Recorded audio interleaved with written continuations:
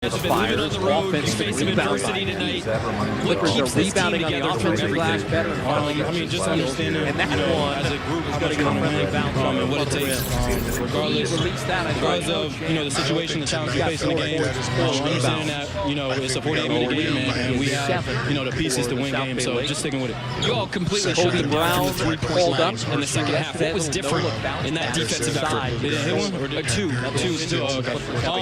Just having a little bit more urgency to get out to shooters and trying to contain on the closeouts. We did a good job just kind of getting them contested and making them drive and being able to get guys at the rim. You're an every night guy right now, 14 straight games in double figures. What's gone into your consistency? And then came out in the second half with the number 26 jersey and scored 19 of his 26 in the game. And just trying to continue. Had to go Congrats on the great win of the performance. Appreciate it. They were wearing the traditional blues. Just a couple of professionals. I mean, between Aaron Wiggins and Nick Gallo, unfazed by all of the antics post-game, but having a lot of fun, and deservedly so. Both of those guys definitely needed some towels. They laid it all out there here tonight. And Aaron Wiggins, one of 6 Thunder players to finish in double-figure scoring tonight. I mean, Wiggs has been in double figures now for 14 straight games. He's been an every night scorer, as Nick Gallo pointed out. But how about the effort from him and this whole Thunder roster tonight? That's my first time seeing that, so I'm having a hard time getting it together.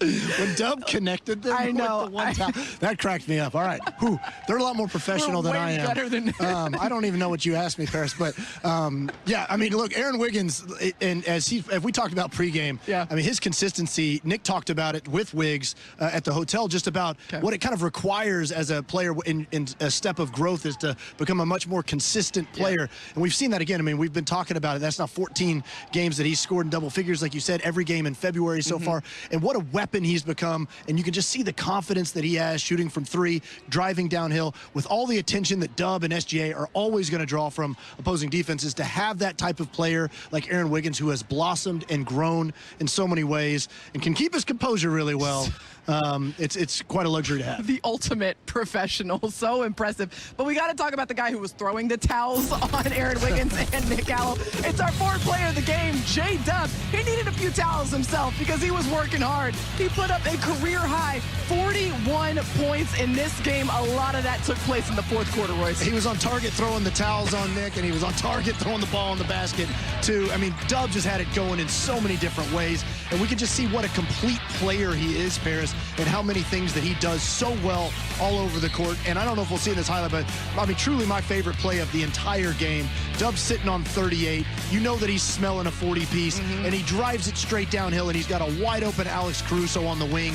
And instead of forcing the issue, he kicks it to Caruso on the wing for the dagger 3. And Dub goes ahead and gets his 40-piece on an and one shortly after that. But I just love that unselfishness, that commitment to play the right way, make the right play. I mean, that tells you what kind of player the Dub is and what kind of mentality he has to go along with it. Not to mention the 6 assists, the 7 rebounds, and also just the force he was playing with offensively. It felt like if you got in his way, you better look out because Dub is going to get to the rack no matter what. What a game inside of this building. All right, stick with us here on Thunder Live because Oklahoma City, right after this, will... 4 rotation subs.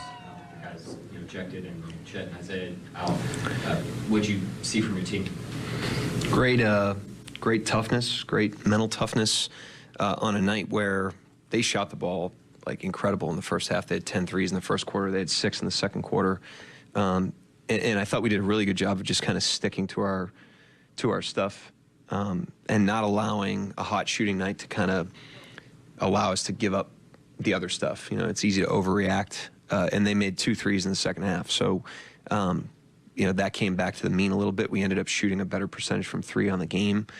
So I just thought the maturity to just kind of stick with the plan, even though, you know, you don't like seeing the ball go in that much. I actually thought we took a nice step forward tonight on defense, and I thought we took a nice step forward just in terms of our, like I said, collective maturity. And then what did you see in the scuffle? I mean, I haven't seen it. I was out there. So, yeah, I'm not going to see much. Obviously, the refs are reviewing it. Thing I'll say about that is we have not been a team that's retaliated very much. We retaliated tonight, but we have the worst free throw differential in the NBA. You know, so more fouls are being called on us than are being called on our opponents. Cameron Williams were in Memphis a couple weeks ago, and he gets cleaned out, elbow to the head. No call, no review. I mean, he could have gotten hurt. Now tonight again, he takes. I don't think it's personal to Champagne, but he takes an elbow on that play. Dort gets illegal screened. More than anybody in the league. He gets cleaned out on screen. So I think there's like a cumulative frustration, and I think our guys finally, got to a point where they had enough. We have to have better poise. We don't want to lose rotation players in big games as a result of that, but we've done a great job of that for a long period of time. And I just think like the cumulative effect of the pummeling that we take on some plays boiled over in that situation.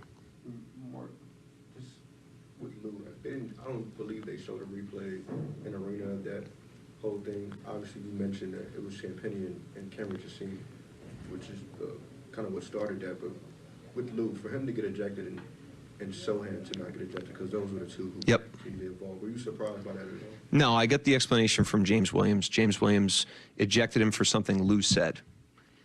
Fair game. Like, I'm assuming that's what Lou said. If James Williams wants to eject him for that, I think it's justified. Again, the issue I have with that is I've heard with my own ears in the last 2 weeks other players say similar or worse things to officials with no response, right? And the officials are saying we're calibrating to the emotion of the game. It's like, great. If we're calibrating, then Lou Dort, I said this to James Williams out there, and James understands, the inconsistency of those plays is what I have an issue with. If we're calibrating with one player, we should be calibrating with Lou Dort. If there's zero tolerance with Lou Dort, there should be zero tolerance with everybody. They got to figure that out. So did James say that it was something Lou said in general? Or Yes. said to him? Or? It was something Lou said in the altercation. So he was referencing something Lou said. So he ejected him for something that Lou verbally said during the altercation.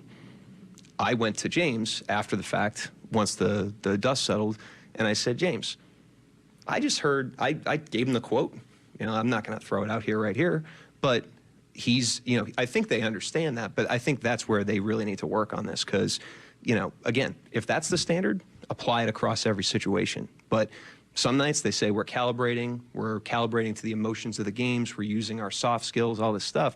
It's like, if that's an ejection, the other thing should be technical fouls. It's plain and simple. And with Jalen, obviously he has 17 in the fourth. I know you've been the lineups he's out there with in the fourth are different from what they were last year.